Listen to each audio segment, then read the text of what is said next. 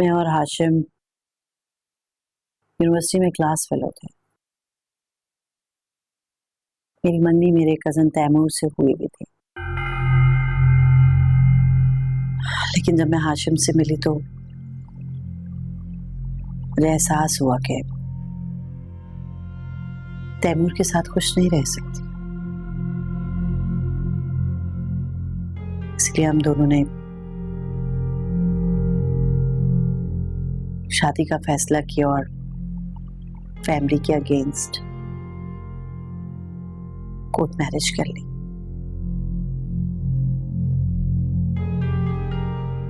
मेरे पेरेंट्स ने इस बात की सजा के तौर पे मुझे तमाम जायदाद से आग कर दिया और फैमिली में आना जाना भी बंद हो गया। उन दिनों में किसी से भी नहीं मिलती थी, सिर्फ मलिहा से बातचीत थी मेरी। लेकिन जब तुम पैदा हुए तो उन दिनों मैं और हाशिम बहुत मामूली से सिंगल बेडरूम के अपार्टमेंट में रहते थे। अक्सर तो हमारे पास तुम्हारे दूध के लिए भी पैसे नहीं होते थे। उन दिनों सिर्फ मलिहा से बातचीत थी मेरी, बस। हारिया के साथ भी तो ऐसा ही हुआ था मामा, लेकिन आपने उसे बदकिरदार करार देकर उसे कबूल नहीं किया। हाँ, आपको तो एहसास होना चाहिए था ना। प्लीज फैसल, मारिया को मुझसे कंपेयर ना करो तो बेहतर होगा।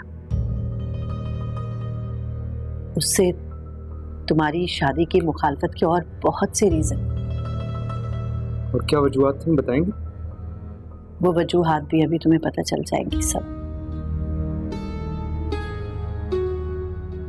हाशिम जॉबलेस थे। हाँ, मैंने तुम्हें बताया ना कि हमारी बदहाली का ये आलम था कि अक्सर हमारे पास तुम्हारे लिए दूध खरीदने के भी पैसे नहीं होते थे। उन्हीं दिनों इफ़त के वालिद रोड एक्सीडेंट में चल बसे।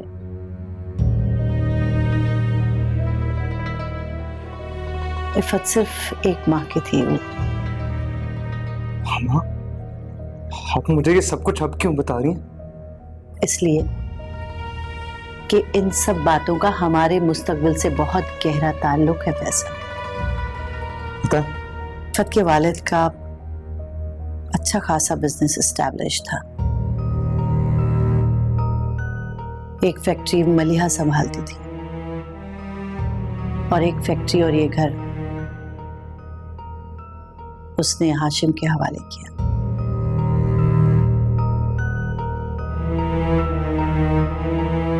ये घर जिसमें हम रहते हैं और बिजनेस, ये सब हमारा नहीं है, इफ़त और मलिहा का है। तो तुम ये कहना चाहती हो कि मैं फैसल को इस खबर से बेखबर रखूं और गुर्बत में उसकी परवरिश करूं, ताकि ये बेचारा जब बड़ा हो तो दूसरों को देख के एहसास कमतरी का शिकार हो जाए। देखो मारिया, तुम जिंदगी के उस स्टेज पर हो जहां सही गलत का फैसला करना बहुत मुश्किल हो जाता है। ऐसे में सब कुछ अल्लाह ताला पे छोड़ देना चाहिए। जैसे फिरौन ने बनी इस्राइल के तमाम लड़कों को कत्ल करने का हुक्म दिया, ऐसे में हजरत मूसा की वालदा के पास कोई चारा नहीं बचा सिवाय इसके कि वो उन्हें दरियाओं की बेरहम मौजों के हवाले कर दें, और दरिया के पानी ने उनके लिए फायदेमंद साबित होकर उन्हें फिरौन के दरबार तक ही पहुंचा दिया। और अल्लाह के हुक्म से उसी फिरौन ने जो सबको कत्ल करना चाहता था उनकी तरबियत की। मैं बस इतना कहना चाहती हूँ कि अल्लाह ताला पर अंधा एतमाद होना चाहिए। ये कामिल यकीन होना चाहिए कि उसके हुक्म के बगैर एक पत्ता भी नहीं हिलता। अल्लाह ताला तुम्हें इतने बड़े दर्जे पर फाइज कर रहा है, यानी माँ का दर्जा देकर इंसान को तख्लीक करने के अमल से गुजार रहा है। तुम बस इस वक्त खुशी से इस अमल से गुजरो और अंजाम अल्लाह ताला पे छोड़ दो। वो सही और गलत का फैसला करता है, बेफिक्र रहो। हाशिम उन लोगों में से थे जो हर हाल में खुश रहा करते थे।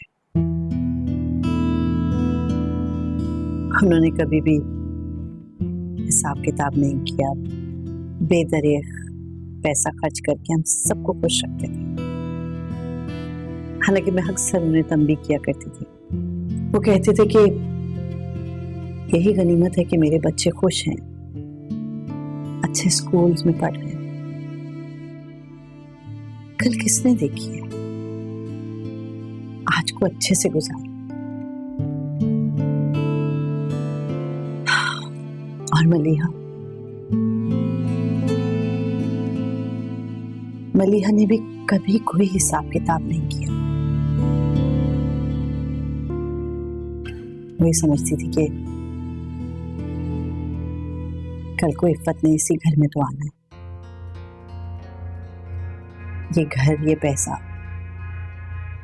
सब कुछ इफ्फत और तुम्हारे बच्चों का ही तो है। यानी मामा आपने इस घर और फैक्ट्री के लिए मेरी इफ्फत से शादी करवाना चाहिए, इसीलिए आपने मारिया को कबूल नहीं किया ना? बताए ना, सही कह रहा हूं ना मैं? उस वक्त मुझे अंदाजा नहीं था कि मलीहा ऐसी भी कोई शर्त रख देगी। कैसी शर्त? यही कि अगर फैसल ने इफ्फत से शादी ना की तो वो ये घर और फैक्ट्री सबकी मिल्कियत वापस ले लेगी। और तुम जानते हो कि अगर ऐसा हो गया तो हमारी हैसियत क्या रह जाएगी? हम तो फुटपाथ पे आ जाएंगे, फुटपाथ पे आ जाएंगे। लेकिन मामा वो ऐसा कैसे कर सकती है? वो कर सकती है, इसलिए ये सब कुछ इफ्फत के नाम पे है।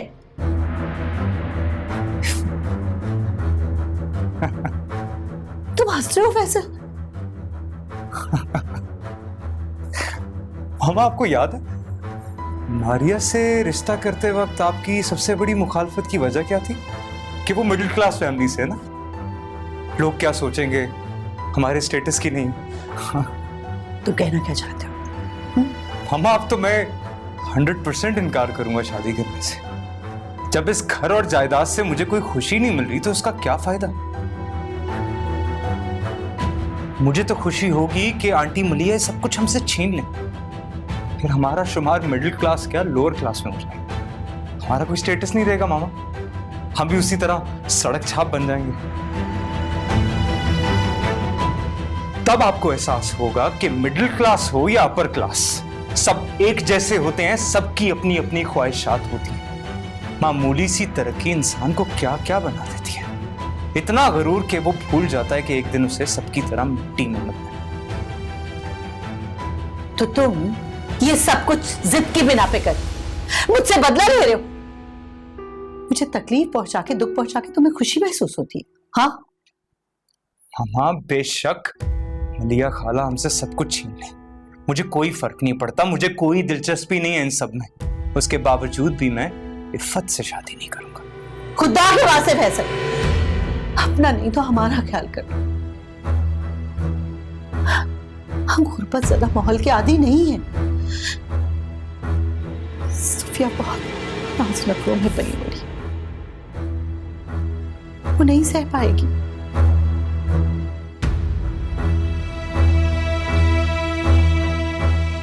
कम से कम बड़े भाई होने की हैसियत से तो मेरी बच्ची के मुस्तकबिल की फिक्र तो कर। प्लीज फैसल, प्लीज बेटा।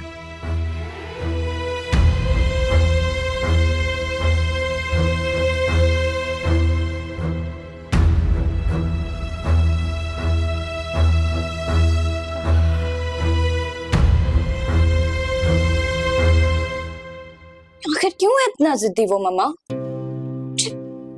समझ में नहीं आती। नहीं, क्यों क्यों करता है वो ऐसे? तुम दोनों ही जिद्दी हो।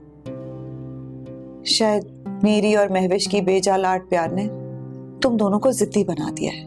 मम्मा मैं कहाँ जिद्दी हूँ, मैं तो मजबूर हूँ, मैं मजबूर हूँ अपने दिल के हाथों। बचपन से लेके आज तक मैंने उससे टूट के चाहा है, मुझसे दूर भाग रहा है। और मम्मा प्लीज, ये रिश्ता ना आप दोनों की मर्जी से ही हुआ था। अच्छा तुम बैठो आराम से, महविश ने कॉल की है उसे, बस वो आने ही वाला है। नहीं आएगा, नहीं आएगा वो, मुझे पता है नहीं आना उसने। मलिया फैसल आ गया है। फैसल आ गया है? तो आखिर है कहाँ? अपने रूम में थका हुआ है, कह रहा था थोड़ा आराम कर लूं फिर आके मिलता हूँ। आखिर ये मामला कब तक चलेगा? अब इस मामले का कोई हल होना चाहिए। आखिर ये कब तक चलता रहेगा ऐसे? मम्मा आपने इस मामले को बिगाड़ना नहीं है, ये चीजें ठीक करनी है। मैं बात को बिगाड़ नहीं रही, मगर फैसल के तेवर तो कुछ अजीब ही हैं। मलिया, बचपन से आज तक वो तुम्हारी बात मानता है, उम्मीद है कि अब भी इनकार नहीं करेगा। मैं इफ़्फ़त से शादी करने पे राजी हूं। देखा, मैंने कहा था ना कि फैसल हमारी बात नहीं टालेगा। आखिर औलाद है हमारी। मगर मेरी एक शर्त है, अगर वो शर्त तस्लीम की जाएगी तभी इफ़्फ़त से शादी होगी। मैं बेवकूफ नहीं, और ये तुम्हारी चालाकियां खूब समझती। क्या हुआ ताई? हमेशा मेरी गैर मौजूदगी में अजमत को बुलाना और मेरे आने से पहले उसे वापस भेज देना, उसे पसंद करना, उसके भाई के लिए उसके जहन में जहर भरना, माँ बाप से उसे पसंद करना, सब समझती है। आपको गलत फहमी हुई ताई, इस्मत मेरे लिए सिर्फ भाई की हैसियत रखता है। अच्छा, ये तुम दोनों किस मौजज़े की बात कर रहे थे? हैं? अरे तुम्हें शर्म आनी चाहिए, शर्म करो, कम से कम अपने और उसके रिश्ते का लिहाज रख लो। ऐसी कोई बात नहीं है ताई, यकीन करें मेरा, ऐसा मत सोचे कुछ भी। ज्यादा मासूम बनने की कोशिश मत करो। इस वक्त मेरी सारी तवज्जो शौकत की तरफ है और बेहतर है कि तुम अजमत से दूर रहो। अगर तुमने दोनों भाइयों के बीच में दरार डालने की कोशिश की ना, तो फिर याद रखना, मैं तुम्हें तुम्हारी माँ के अंजाम तक पहुंचा दूंगी, समझी?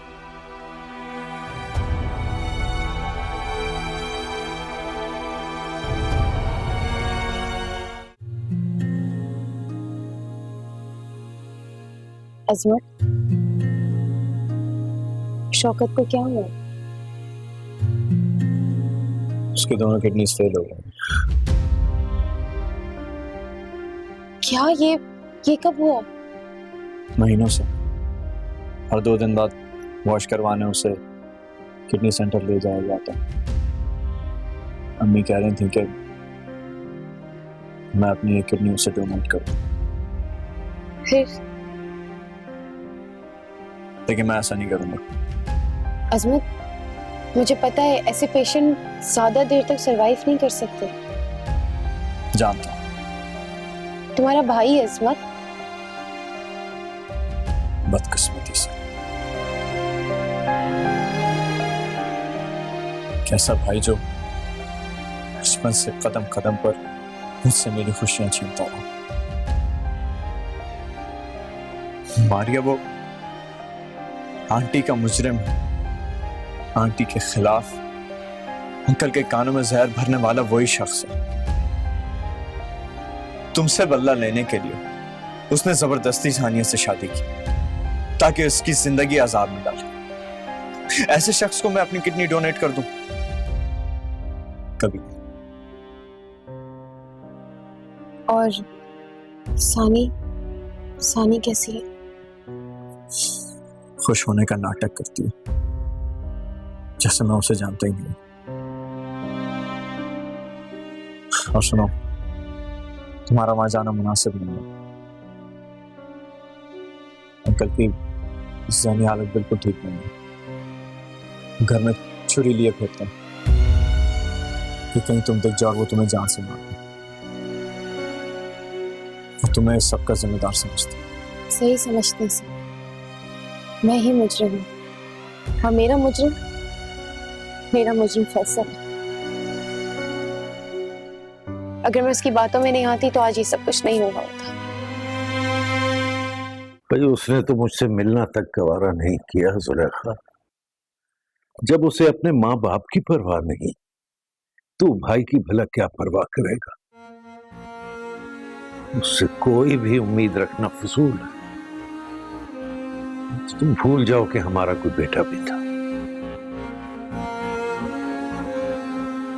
एक घर में भाई साथ रहते हैं, उनके बीच में लड़ाई झगड़ा होता है, तो महने होती है, लेकिन इसका ये मतलब नहीं है कि वो एक दूसरे से इतनी नफरत करें। और ये वजह नहीं हो सकती। यकीनन कोई ना कोई ऐसी बात है जो मेरे इल्म में नहीं है, वरना वो मुझसे क्यों इतनी नफरत करेगा।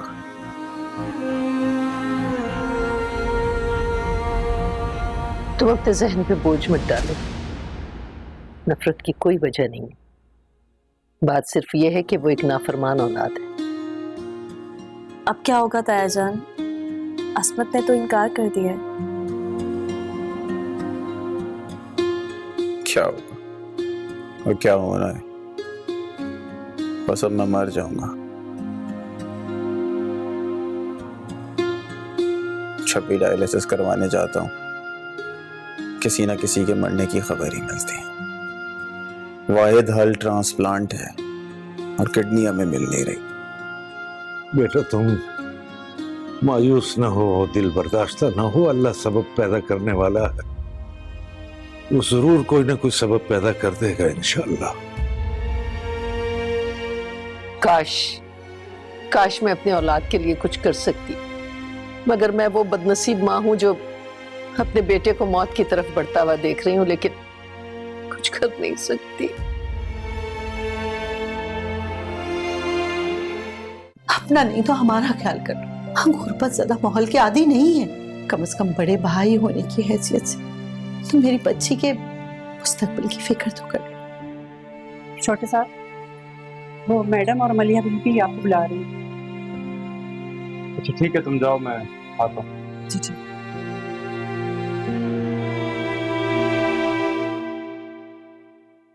हेलो, महनाज बहन, कैसी हैं आप? जी मैं ठीक हूँ। वो आपने मुझे एक लेडी डॉक्टर का बताया था, उसका नंबर मिल सकता है? जी जी हाँ, उन्हीं का। अच्छा आप एक काम करें, उनका नंबर आप मुझे मैसेज कर दीजिए प्लीज। जी ठीक है, बहुत शुक्रिया, अल्लाह हाफिज। सानिया, सानिया। जी ताई जान। काम निपटा लिया तुमने? हाँ बस थोड़ा सा रह गया। अच्छा जल्दी से निपटाओ, कहीं जाना है। कहाँ ताई जान? ज्यादा सवाल जवाब ना करो, जो कह रही हूँ वैसा करो। जाओ जाओ।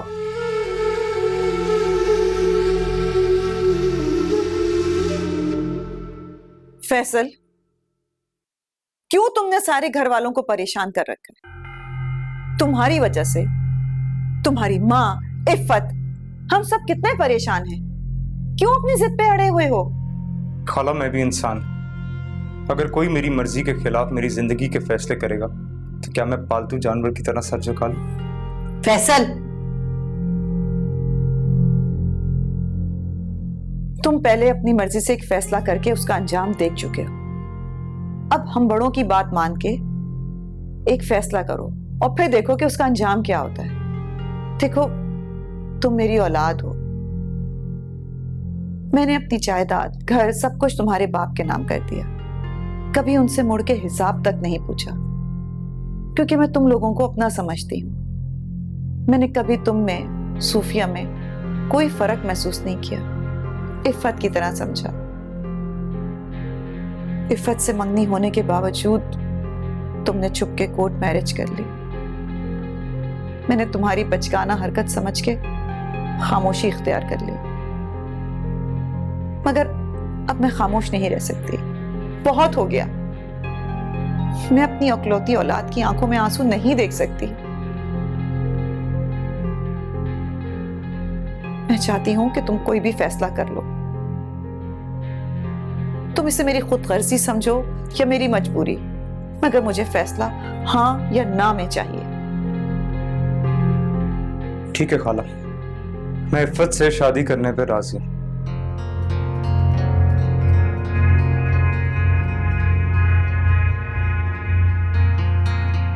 देखा, मैंने कहा था ना कि फैसल हमारी बात नहीं टालेगा, आखिर औलाद है हमारी।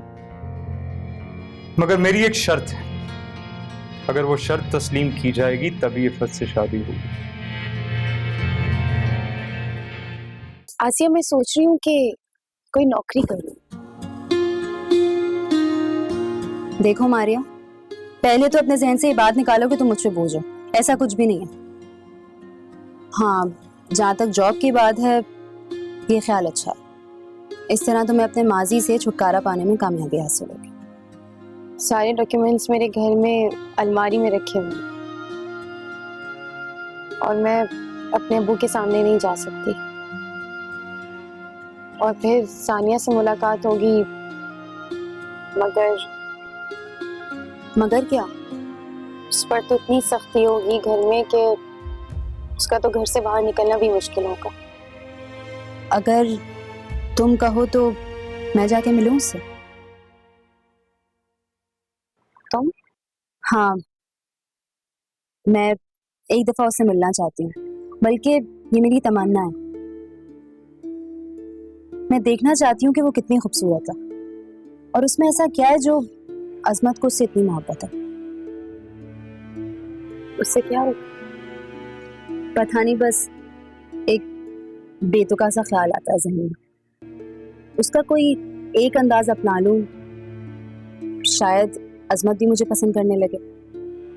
तुम जानती हो मारिया, मैं इतनी कोशिश करती हूँ कि अजमत के बारे में नहीं सोचूं, मगर बार बार उसका ख्याल आ जाता है और मेरे दिमाग में छा जाता है।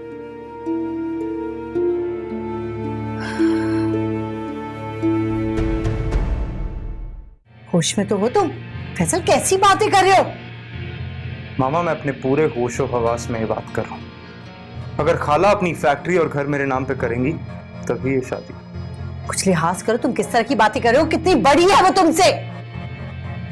फैसल, तुम दोनों की शादी के बाद वैसे भी ये सब कुछ तुम लोगों का ही होगा। मैंने क्या करना है इन सब चीजों का?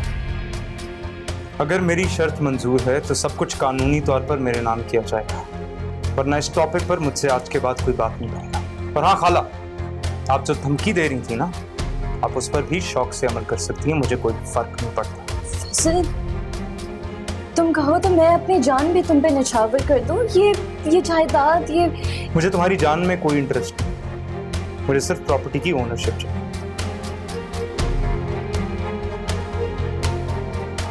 तुम हद से बढ़ रहे हो फैसल। मामा, मैं अपना फैसला सुना चुका हूँ।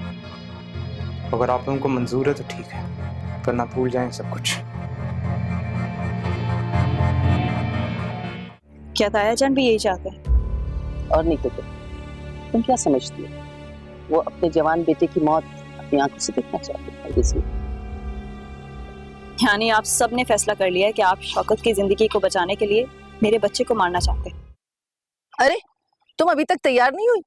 हाँ, थोड़ी देर में हो जाऊंगी। अरे भाई, हम किसी शादी ब्याह में नहीं जा रहे, ज्यादा बनने संवरने की जरूरत नहीं, बस कोई सादा सा जोड़ा पहन लो। हम कहाँ जा रहे हैं ताई जान? तुम बार बार मुझसे क्यों सवाल करती हो? मेरे साथ चलने में तुम्हें डर लग रहा है क्या? हाँ, नहीं, मेरा मतलब था मैं अब्बू के पास चली जाऊं। क्यों? वो उसके बाद से मैं कभी नहीं गई ना, तो पता नहीं कैसे हो गया। इकराम डॉक्टर के पास लेके गए। अच्छा, शौकत अकेले होंगे? मेरा मतलब है किसी को उनके साथ होना बहुत जरूरी है। अरे भाई, हम कोई घंटों थोड़ी लगाएंगे, थोड़ी देर में वापस आ जाएंगे। मुझे बताने में क्या हर्ज है? अच्छा, ज्यादा बकवास नहीं करो, चलो आओ आओ आओ, टैक्सी आ गई, चलो। इफ़त, मुझे नहीं लगता कि इन हालात में फैसल से शादी करना तुम्हारे लिए बेहतर है। देखो, मैं तुम्हारी हर जिद पूरी करती आई हूँ, लेकिन ये बात मैं नहीं मानूंगी। ये घर, ये जायदाद, ये प्रॉपर्टी, ये बैंक बैलेंस, ये सब मेरी खुशियों से बढ़ के आपके लिए। नहीं इफ़त, ऐसी कोई बात नहीं है। ऐसी बात नहीं है तो फिर फैसल की बात मान लें आप। इफ़त, अगर मैं फैसल की बात मान भी लेती हूँ तो इस बात की क्या गारंटी है कि वो शादी के बाद तुम्हें खुश रखेगा? मामा हम लोग खुश रहेंगे, आप देखिएगा। शादी के बाद ना हम दोनों हमेशा हमेशा के लिए एक हो जाएंगे। आप देखिएगा मामा, हम लोग बहुत खुश रहेंगे। नहीं बेटा, फैसल तुम्हें खुश नहीं रखेगा, वो कभी एक नहीं होगा तुम्हारे साथ। बस कर दे मामा, कब ये ऐसी बातें मुझे बिल्कुल पसंद नहीं है, मत किया करें आप मुझसे। इफ़त, उसे तुम्हारी कोई परवाह नहीं है बेटा। बस मामा, कैसी बातें कह रही हैं आप? क्यों कह रही हैं बार बार ऐसा? सिर्फ इतना बताएं, हाँ आप फैसल की डिमांड मानेंगे या नहीं? नहीं, मैं फैसल की ये डिमांड कभी नहीं मानूंगी। उसकी इतनी जुर्रत कैसे हुई मुझसे ये डिमांड करने की? उसने मेरी बेइज्जती की है। मैं उसकी ये डिमांड कभी नहीं पूरी करूंगी, चाहे इस डिमांड की वजह से मुझे अपनी बहन के रिश्ते को खोना पड़े।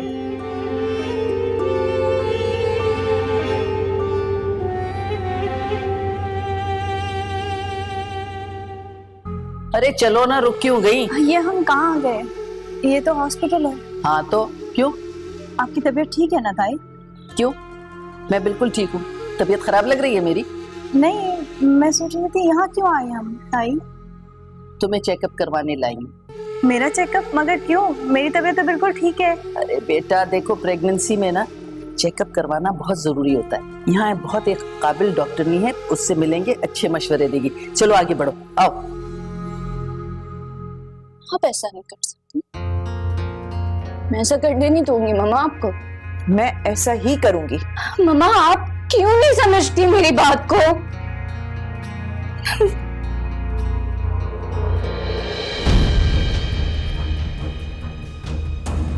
इफ़त, ये क्या पागलपन है? आप जानते हैं जब मैं पागलपन पे उतर हूं तो फिर मुझे कोई नहीं रोक सकता। मामा बेटा शाबाश, लाओ ये मुझे दो। एक कदम आगे मत बढ़ाना, मैं अपनी नस काट दूंगी। मामा इफ़त, मुझे परेशान करके तुम्हें क्या खुशी महसूस होती? प्लीज मुझे और परेशान मत करो। तुम्हारी इन्हीं हरकतों की वजह से फैसल की नजरों में तुमने अपनी कदर खो दी है। क्यों करती हो ऐसे? मेरे पास इस वक्त सिर्फ दो ऑप्शन है मामा, फैसल या फिर मेरी मौत। आप चाहे तो मुझे बचा सकती हैं, क्योंकि ये घर, ये गाड़ी, ये बैंक बैलेंस, ये सब कुछ मेरे लिए मायने नहीं रखते मामा। मुझे फैसल चाहिए, मुझे हर हालत में फैसल चाहिए, हर सूरत में फैसल चाहिए। आपके फैसले पे मेरी जिंदगी डिपेंड करती है मामा। आप चाहे तो मुझे जिंदगी मिलेगी, वरना आपके इनकार पे आपको मेरी लाश मिलेगी। अच्छा ठीक है, ठीक है, ये मुझे दो। अच्छा ये मुझे दे दो। हाँ, तुम जो कहोगे मैं मानूंगी। ये मुझे दे दो प्लीज। ये सब क्या है ताई?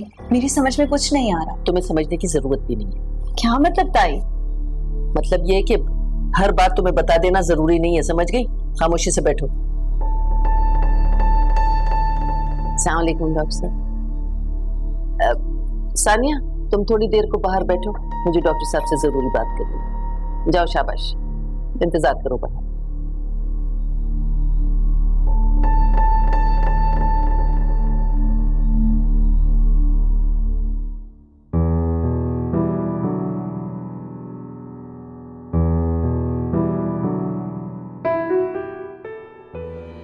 सबसे पहले मुझे बेटा चाहिए। और बेटी क्यों नहीं? यार बेटियों की किस्मत से ना डर लगता है, पता नहीं कैसी किस्मत है। खैर, लेकिन हमें फिक्र करने की कोई जरूरत नहीं। हमारे पास किसी चीज की कमी नहीं है, पर हम लोग अपनी औलाद के लिए बहुत कुछ कर सकते हैं। इंशाल्लाह। इंशाल्लाह।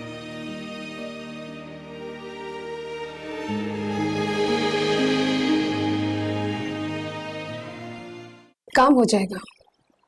अच्छा, ये तो बड़ी खुशी की बात है, मगर क्या?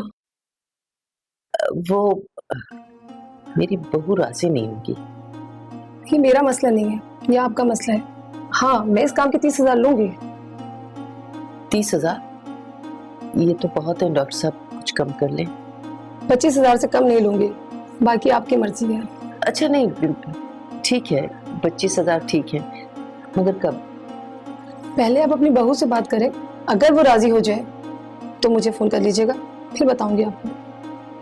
ठीक है डॉक्टर साहब, शुक्रिया।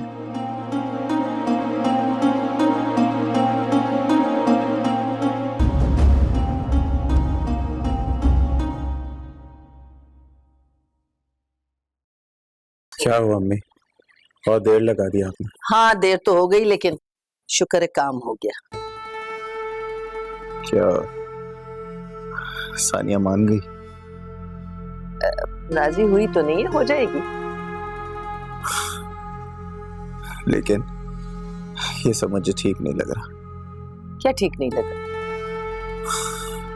सानिया दिल से कभी भी राजी नहीं होगी। उसके राजी होने न होने से क्या होता है? बच्चे पे बाप का हक ज्यादा होता है, और इस वक्त हमारे लिए तुम्हारी जिंदगी ज्यादा इंपॉर्टेंट है। नहीं अम्मी, मैं उसकी मर्जी के बिना कोई भी कदम नहीं उठाऊंगा, और ये ठीक भी नहीं है। मैं अब मजीद गुनाहों का बोझ नहीं उठा सकता इस दुनिया से रुखसत होते हुए। कैसी बातें कर रहे हो? अल्लाह ना करे तुम्हें कुछ हो। हकीकत है ये।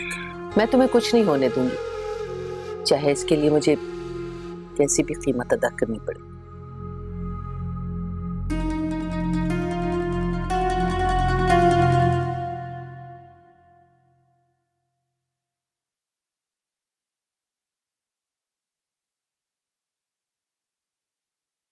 सानिया, तुम यहाँ क्या मटर गश्त कर रही हो? मैंने आपके और लेडी डॉक्टर के दरमियान में होने वाली गुफ्तगू को सुन लिया है। हाँ तो फिर? मैं ऐसा कभी नहीं होने दूंगी। देखो सानिया, इस फैसले से हम भी खुश नहीं, तुम ये हमारी मजबूरी। क्या ताया जान भी यही चाहते हैं? और नहीं तो तुम क्या समझती हो? वो अपने जवान बेटे की मौत अपनी आंखों से देखना चाहते हैं, इसलिए। यानी आप सब ने फैसला कर लिया है कि आप शौकत की जिंदगी को बचाने के लिए मेरे बच्चे को मारना चाहते हैं। देखो, तुम्हारा बच्चा अभी दुनिया में आया नहीं है, उसे मौत का नहीं पता, ना ही इस तकलीफ से आशना है। नहीं ताई जान, वो मेरे वजूद का हिस्सा है, मैंने उसे महसूस किया है।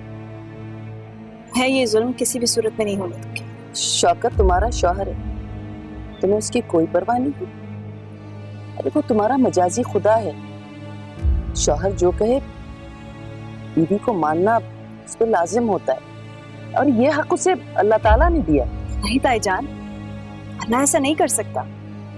अल्लाह तो अपने बंदों पर मेहरबान है, ये तो बंदों का अल्लाह पर इल्जाम है। ये काम करने से मुझे कोई नहीं रोक सकता। शौकत की जिंदगी बचाना मेरा सबसे अहम काम, चाहे इसके लिए किसी दूसरे को कत्ल करवाना पड़े। हाँ, इस वक्त शौकत की जिंदगी हर चीज से बढ़ के अहम है मेरे लिए, और मेरे लिए मेरे बच्चे की जिंदगी अहम है। मुझे इस काम से कोई नहीं रोक सकता, समझी तुम?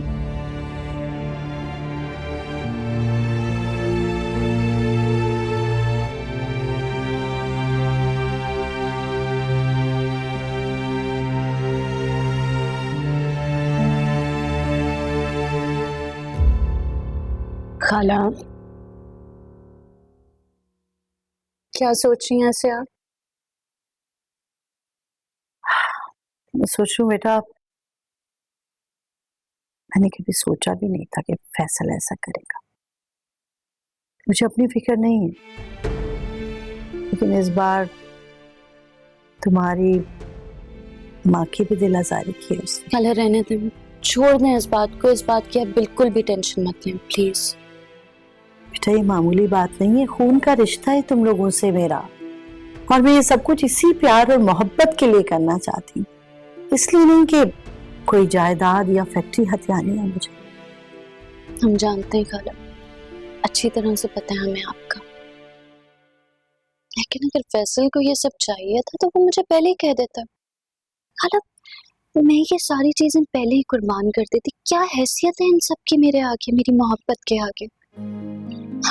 और शादी के बाद ये सब कुछ हमारा ही होना, किस चीज का काम भला मुझे?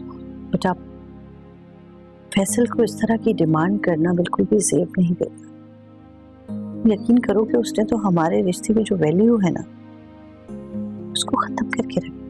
रिलैक्स करें आप, इस बारे में बिल्कुल नहीं सोचें और बस खत्म करें इसे। कुछ नहीं होता खाला।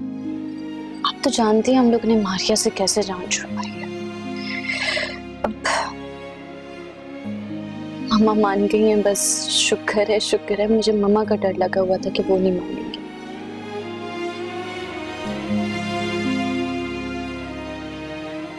कितनी अच्छी हो तुम, हीरा हो कसम से। लेकिन फैसल है, उसको इस हीरे की पहचान है। सिर्फ इसीलिए तुम्हें बहू बनाना चाहती हूँ। हो जाएगी पहचान ऐसा खाला, अब तो हो ही जाएगी। अब तो उसे मेरी और मारिया की मोहब्बतों में फर्क दिखना चाहिए। अच्छा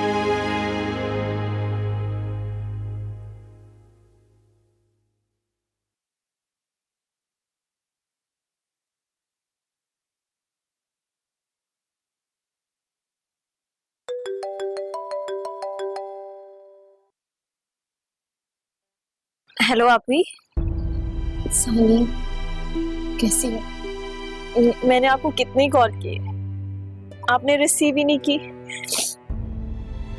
आपको पता है मैंने आपको कितना मिस किया। आपके अलावा कोई नहीं है मेरा इस दुनिया में, और आप भी। तुम ठीक हो ना सानी? मैं ठीक हूँ। आप और फैसल भाई कैसे हैं?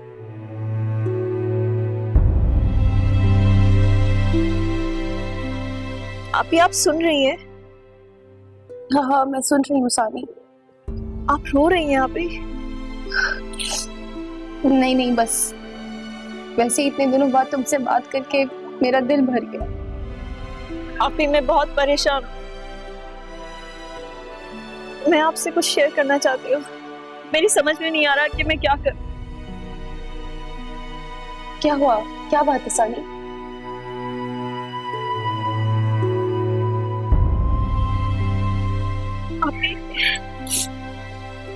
वो मेरा अबॉर्शन करवाना चाहता। मेरी समझ में कुछ नहीं आ रहा कि मैं क्या करूं।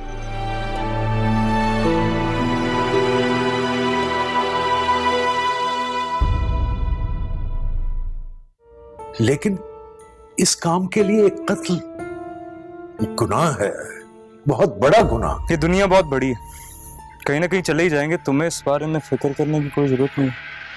तुमसे इतनी मोहब्बत करती हूँ ना कि तुम्हारी सारी तकलीफों को मैं अपना समझती हूँ। तुम्हारे आने वाले बच्चे को तुम मेरी असलियत नहीं बताओगी। तुम्हें से नहीं बताओगी कि मैं कितना जालिम इंसान था। शौकत में अगर मरना है ना तो उससे पहले मैं तुम्हें क्यों ना मार दूं। छोड़े मुझे। तुझे इश्क पे पना मिला है मुझे गम